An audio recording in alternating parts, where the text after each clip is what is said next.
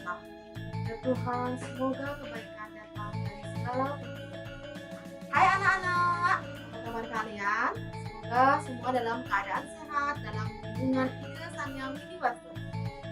Perkenalkan, Ibu Niwayan Asri yang mengampu mata pelajaran Pendidikan Agama Hindu dan Budi Pekerti di SMK Negeri 5 Denpasar. Pada kesempatan yang berbahagia ini, Ibu akan menyampaikan beberapa untayan ajaran Dharma, di mana nantinya anak-anak akan pakai ketika anak-anak lulus dari sekolah menengah kejuruan, khususnya sekolah menengah kejuruan Negeri 5 Denpasar, tentang soft skill, tentang karakter anak-anak dalam berwirausaha. Pengetahuan dan penguasaan soft skill sangat penting anak-anak miliki sebagai modal dalam berwirausaha ketika terjun ke dunia usaha dan dunia industri. Pada kesempatan kali ini, Ibu akan memberikan video edukasi mengenai bagaimana cara menjadi seorang wirausaha Hindu yang berjudul Catur Purusa Artha sebagai pedoman dalam berwirausaha. Entrepreneur atau wirausahawan adalah orang yang mampu merubah nilai sumber daya, tenaga kerja, bahan dan faktor produksi lainnya menjadi lebih besar daripada sebelumnya. Dan juga seorang wirausahawan adalah orang yang mampu melakukan perubahan, inovasi dengan cara-cara baru. Oleh karena itu, wirausahawan untuk jiwa berani mengambil risiko untuk membuka dan mengembangkan usaha dalam berbagai kesempatan. Dalam dunia bisnis diperlukan pedoman ajaran agama yang berisi nilai-nilai dan penerapan moral dan etika dalam berbisnis untuk menghadapi kondisi usaha yang serba tidak pasti. Dalam berbisnis, orientasi memperoleh keuntungan yang besar tidaklah salah. Namun, jika dalam memperolehnya menggunakan cara yang tidak benar serta mengakibatkan banyak pihak yang menderita kerugian, akan menimbulkan dampak negatif, bahkan tidak menutup kemungkinan dapat mempengaruhi keberlangsungan dari bisnis itu sendiri. Jika perusahaan ingin berumur panjang, dia harus menganut nilai-nilai spiritual.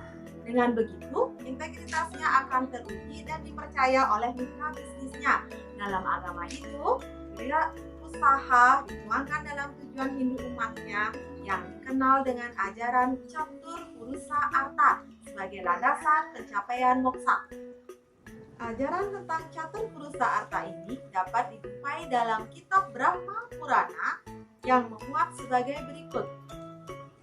Tubuh adalah alat untuk mendapatkan dharma, artha, kama, dan moksa. Ajaran di atas bermakna bahwa dharma, artha, kama, dan moksa merupakan tujuan hidup manusia, sedangkan badan, raga, atau tubuh adalah alat untuk mencapainya.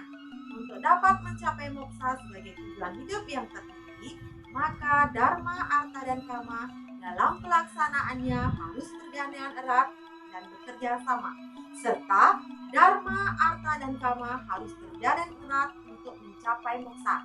Dalam hal ini, artha atau kekayaan dan kama atau keinginan harus diperoleh melalui jalan dharma atau kebenaran, karena tanpa jalan dharma maka moksa tidak akan dapat dicapai.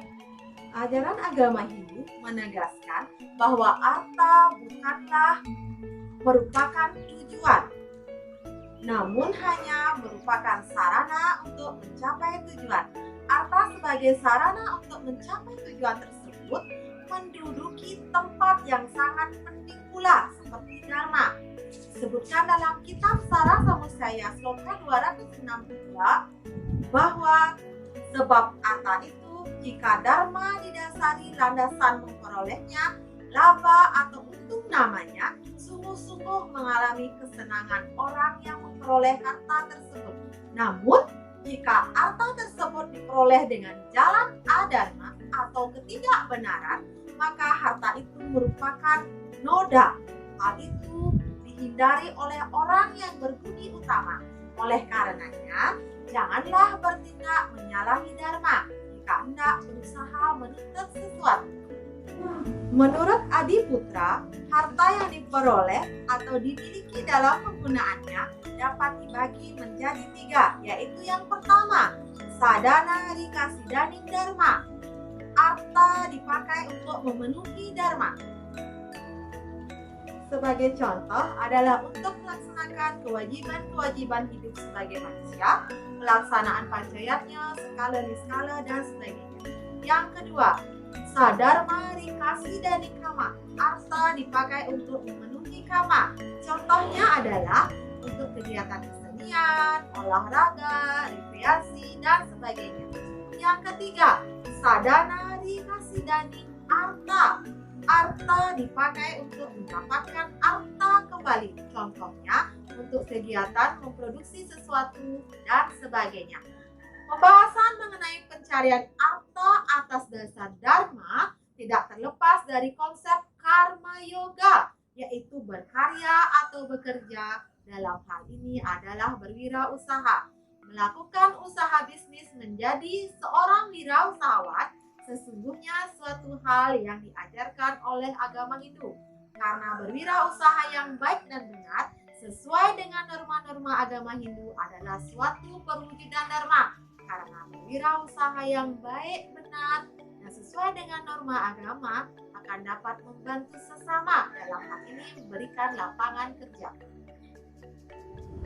Kejujuran merupakan modal kepercayaan utama atau bisa dikatakan kunci sukses dalam dunia bisnis. Kata orang bijak, lebih baik kehilangan keuntungan hari ini daripada kehilangan kepercayaan hari esok.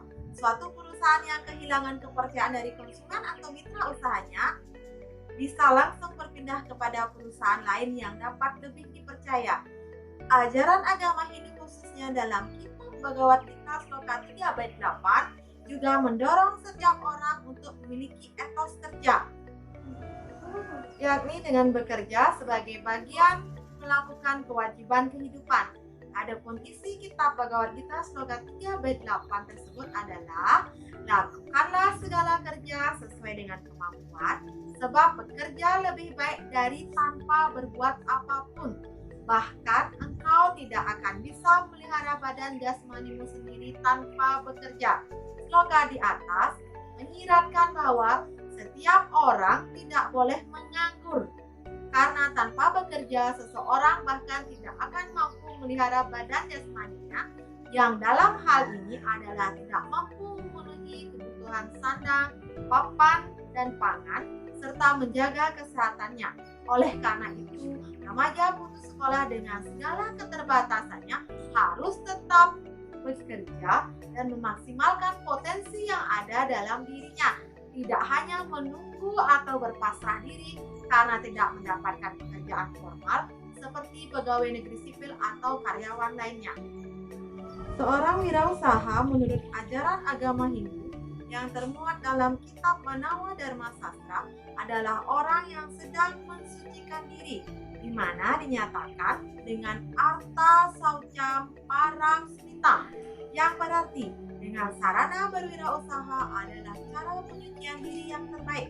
Hal ini juga sejalan dengan ajaran yang termuat dalam Sara Samuscaya Sloka 265 sebagai berikut. Karena dari sekian banyak hal yang disebut keadaan suci, misalnya keadaan suci dengan sarana daun-daunan patra sauca, penyucian karang dari lumpur merta sauca, penyucian dengan sarana air jala sauca, penyucian dengan sarana abu basma sauca, dan lain sebagainya, hanya kesucian diri dari uang arta sauca saja yang disebut utama. Jelasnya, arta sauca atau bersih dari harta dengan cara yang tidak benar atau adharma, itulah kesucian yang utama. Sedangkan kesucian yang didapat karena dibersihkan oleh air dan sebagainya bukanlah kesucian atau penyucian yang utama.